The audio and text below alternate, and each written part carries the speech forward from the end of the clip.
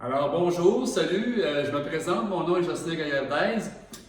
Si je suis ici ce matin, c'est pour vous parler de pickleball, d'activités que vous pouvez faire à la maison.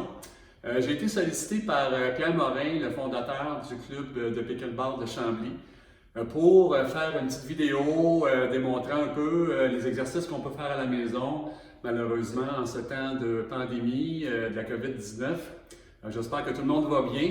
Alors, on sait que le gouvernement a annoncé encore 3 semaines de plus et que la distanciation va peut-être durer quelques mois. Alors, malheureusement, on n'aura peut-être pas la chance de jouer à l'extérieur, un peu collé et tout ça dans les parcs.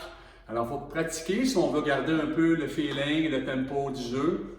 Alors voilà, sur un mur, on peut pratiquer plusieurs choses.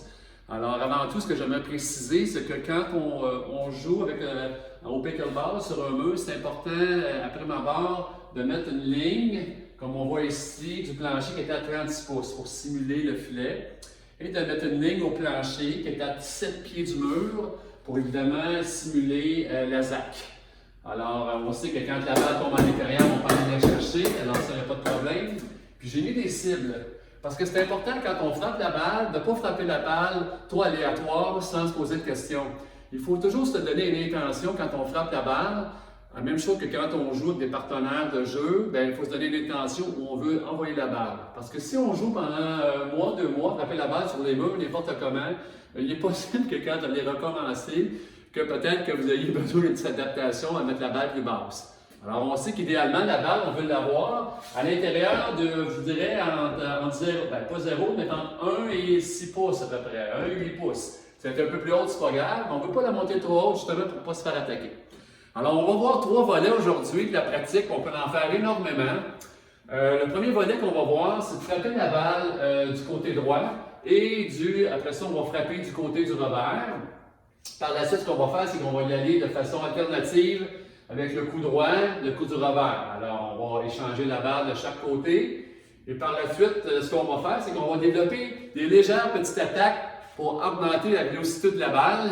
Alors, idéalement, sans frapper trop fort, rester quand même avec une main pas trop tendue sur la raquette pour développer un peu le poignet quand on frappe la balle, un peu comme le principe en tennis quand on veut brasser la balle. Un peu le même principe.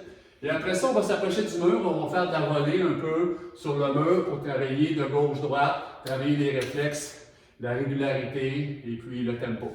Alors voilà, je vais débuter et puis voilà, ça va être comme ça.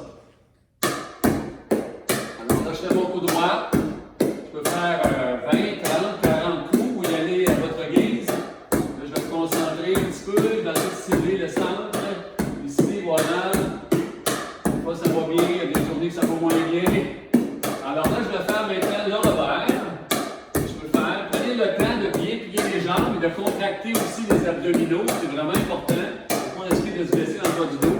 Il faut vraiment qu'il y ait une flexion. Il ne faut pas frapper les jambes barrées, c'est vraiment pas bon. Prenez le temps d'aller suivre la balle. Ça, je viens alterner. On alterne la balle de gauche-droite.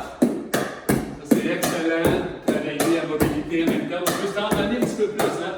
Travailler un peu plus et courir après la balle en déplacement. Et là, je peux faire des légères attaques. Et où là, la balle va monter un peu, je fais une attaque, je la ramène, j'essaie de la renvoyer en haut du filet. Voilà, comme ça. Attaque. Je peux faire une attaque à gauche aussi. Voilà, je la ramène. Et maintenant, au mur. Alors, gauche-droite.